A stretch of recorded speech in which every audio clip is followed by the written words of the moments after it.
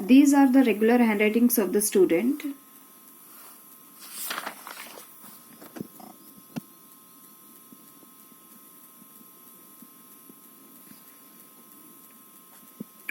These are the regular handwritings.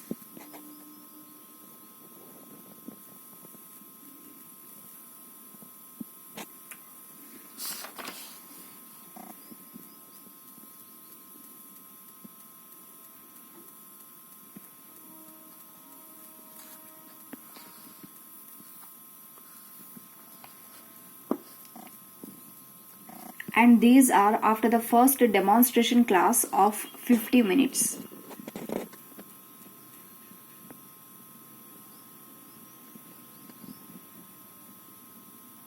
You can clearly see here the changes.